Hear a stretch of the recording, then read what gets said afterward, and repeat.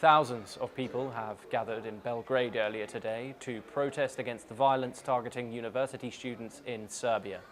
This march marked the anniversary of an attack on drama students by pro-government supporters, which sparked a year-long wave of protests against Alexander Vucic's government.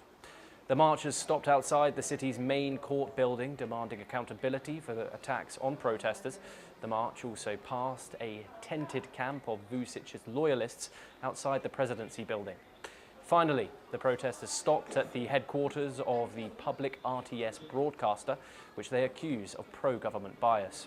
Let's now listen in to some of the protesters and what they had to say. Ovdje sam zato što danas obeležavamo godinu dana od kada su Vučićevi batinaši došli ovdje da tuku studente Fakulteta dramskih umetnosti.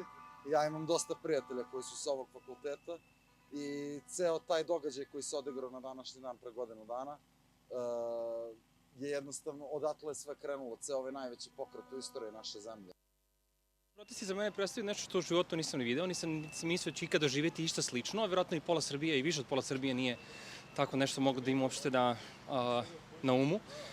Za mene lično to je definitivno susret sa ljudima za koje nisam mislio da postoje, koji razmišljaju slično kao ja i koji su spremni da nešto ipak preduzmu i da učine stvari boljim, što god to značilo. Iako na izgled deluje da ovo zapravo ide jako teško i ide teško, zato što je predugo su oni bili na vlasti, predugo su oni puštali svoje pipke u sve strukture sistema.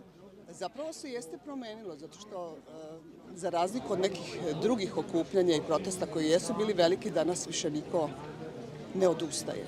Bez obzira, ako jednom nisam tu, ako sam sprečena, svakako sam tu i uvek ću biti tu. I tako i naravno svi ti ljudi koji se ovdje okupljaju. The demonstration was part of a year-long protest movement that first began after a train station collapsed back in November 2024 in Novi Sad, killing 16 people. The incident was blamed on corruption and negligent infrastructure projects involving Chinese contractors. We move to France next, and thousands protested in Paris and other cities to protest violence against women ahead of the November the 25th, which is the International Day for the Elimination of Violence Against Women. Demonstrators are calling for a major revolution in government policies to combat domestic violence.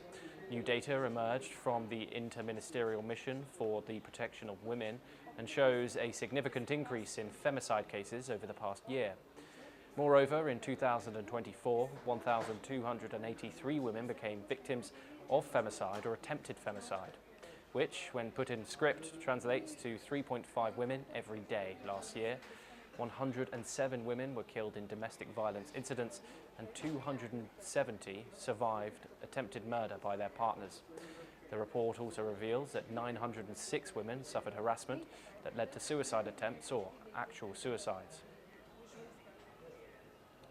Now we turn to South Asia, and Nepal's ousted Prime Minister KP Sharma Oli has urged the restoration of the parliament during a rally held by the Communist Party of Nepal.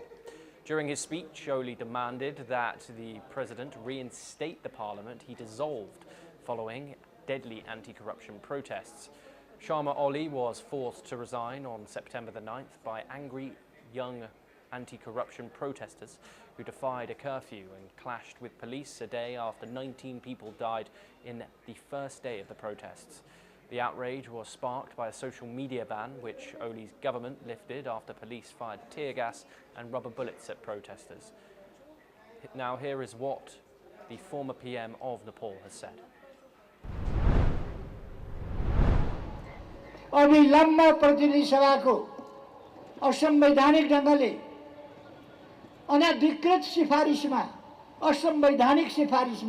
असंवैधानिक ढंगले भङ्ग भएको प्रतिनिधि सभाको अविलम्ब पुनर्स्थापना हुनु पर्दछ र हुन्छ अब अर्को बाटो छैन.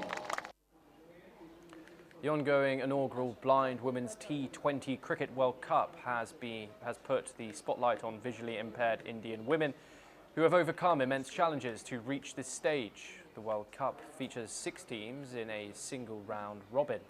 India won all 5 matches and were the first side to qualify for the semi-finals. The semi-finals and the final of the World Cup will be held in Colombo, with the final set for Saturday. Speaking on the success of the team, coach Shikha Shetty has said that she believes the visibility will change how families respond to girls entering the sport.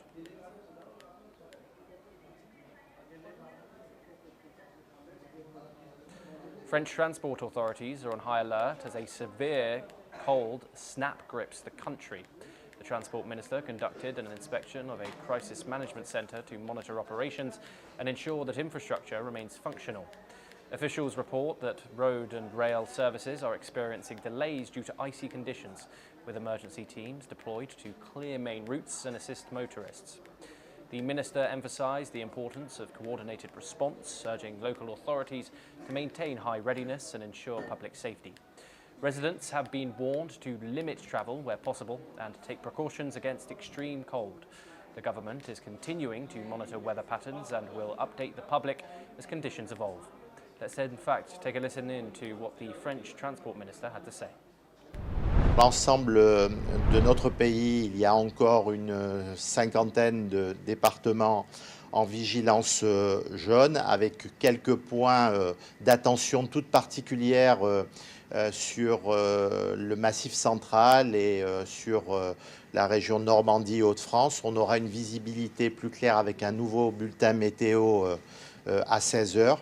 Mais ce qui est sûr par contre, c'est que depuis ce soir à partir de 20 h, nous aurons en vigilance orange, neige et verglas les 8 départements d'Île-de-France par rapport à un épisode météorologique qui va générer quelques difficultés probablement dans les mobilités de nos concitoyens.